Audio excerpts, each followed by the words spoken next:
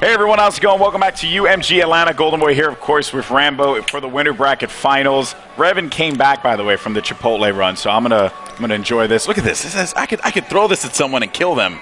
You know that? I don't know about that. He was nice enough to let me commentate, though. Yeah. Well, no. I run the stream here, and he was penalized. I'm like, listen, bro. All right. You're a fatso. That's why you're not. No, seriously. But Revan will be back, guys. Of course, let's go ahead, jump into the action as we're gonna have game number 3, capture the flag on standoff with complexity. I want to follow TP. TP. Why TP? So TP is pretty much the playmaker for complexity as far as capture the flag. He's going to be the guy always at your base, trying to make the plays, trying to get the flag runs, and he's really, really intelligent with the flag. Like, if there's any flag runner you want on your team, TP's definitely one of the best at what he does on the capture flag. Yeah, I've always been a big fan of TP on the objective, man. And even in Search and Destroy, I say, like, you know what, man, if he's by himself, it's a 1v2, you still could count on TP because he's that darn consistent. But you know what, though? Looking at Kaliber, he's probably one of my favorite players in Call of Duty right now, without a doubt. And the reason why is because his shot's always on point, and he's always attentive. He's always helping out his teammates. And on top of that, he's so motivated all the time. Every tournament is like a new challenge for him. He just stomped Goonjar behind the Heglish of the tractor there. And that's one thing that TK is doing really well right now, is actually controlling the main points of the map. And we see Kaliber here actually smelling a bit something happening in his flag.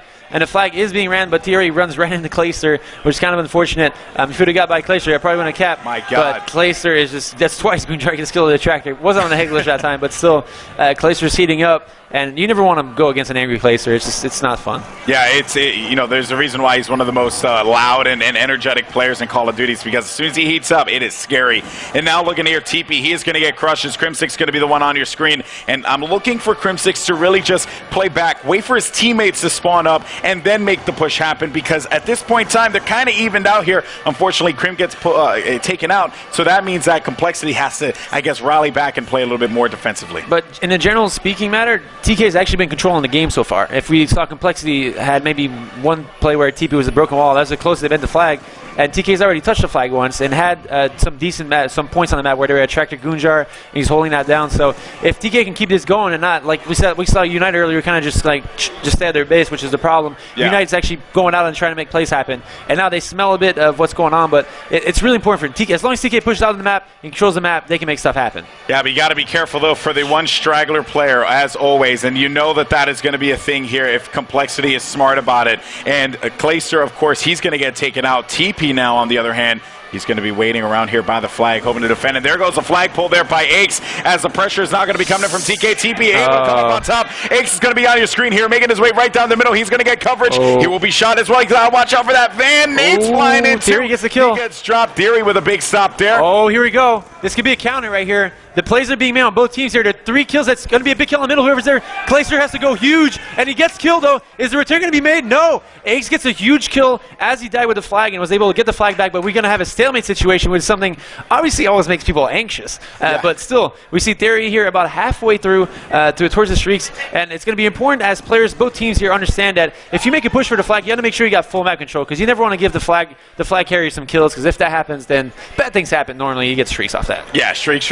It's always so dangerous. Of course, Aches here with the flag for Complexity. He's going to be hanging back. And Thierry, he's by himself. Well, actually, he does have support. But what do you do here? Do you send 2 up? Do you stay aggressive with it? Or do you try and just like turtle up with like 3 people? Like, what do you guys usually try and do on Envious? I think it's really dependent. I feel like you should go play it normally. Like you want to go for map control, because it's normally like a 3v3 in this situation. There's never really, the flag will never really be into play unless you allow him to be into play.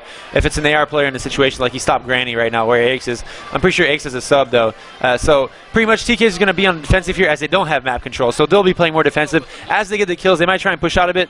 Thierry actually puts himself in a good position to get a kill here. That's huge. That's really important, because, like we said, kill with a flag is 200 points. You only need like 3 or 4 of those, and you got full streaks, not counting a flag pull. So it's really important. And as you see, they actually clean up their base, so now they're going to be on the offensive side. Yeah, I'm really looking for Nezlo to do something here. Unfortunately, he's going to get taken out. Back on board here with that. Actually, we're going to jump over to Complexity's Aches, as he has the flag up top blue, and he's just going to chill out, man. I'm really expecting big things from him. Jumping on board, though, with Kaliber here, as you know what, they know that he's going to be back there by boxes, so he's going to have to double back and rethink what his approach is going to be. but for the most part, he's going to stay committed to the strategy. Like right now, he's pretty much the only player that's in a position to make a play. The main reason I'm saying this is because his team actually got a kill. Clayster doesn't go for the return, which is smart. He's got to go. He's going to kind of look for more, but he's actually going to get picked in the back there as he saw the flag. But some smart play, whoever ran the flag there. Some really intelligent flag running by TK here as they were running away from the player where the actions come from. I believe Theory died, though, which is huge. I don't think Theory got streaks. Can you hop on board Theory real quick? Here we go, Theory. Yeah, Theory did not actually get any streaks from that. And he was literally like 20 points away, which is the big factor here, is the fact that he did not get streaks. Yeah, and that was a very intense round of CTF there. 0-0 on the count here going into round number 2. Clayster with the final kill cam on your screen as he got a great shot by the tank there on his side. And, I mean, really just Complexity, Complexity and TK, they knew as soon as that standoff happened, I think even the viewers knew as soon as that standoff happened, no one was going to let up. That was going to be it. You know, like it was going to be a standoff without a doubt. Yeah, so we see a 0-0 first round. Nobody has streaks, so it's going to be still a pretty even matchup. It's going to be all about, like, pretty much in the first round, about who gets map control. We saw TK with a really good presence on the map on the first side, and if they can do it again, they definitely are going to give themselves a better chance as they get 3 down, actually. Clayster's the last player alive, as he is in the middle of the street. Not the best of spots you want to get stuck in, and here goes TK with a flagpole. Can they make something happen? Neslo makes a big kill, 2-piece on the flag, and now it's going to be up to his teammates to clean up and get the cutoffs. Can he make this happen? They need the cutoffs. He's going to get stunned, though, but he will be able to wiggle his way away from that. He gets it across. Right through the corner, and this is going to be cleared away. He has to get around this corner, make his way through. He gets one play behind him. They killed a big 2-piece, and that was a nade kill as well. The flag is not being the flag is returned, and that was a huge play there by TP. Some really big. Palm tree. Watch laundry. I'm gonna get pumped. Oh, no, he's laying down. Call it out. Nice. Pillars. I found out. Pillars in kitchen. Money, kitchen. Palm tree down. Watch your kitchen. They're flanking. I'm using Hellstorm. Hellstorm's in kitchen. We got one flank, one in kitchen. Oh, I got art still. Coming to help Bill. Pillars, one shot. One driveway, one in hill. You got me.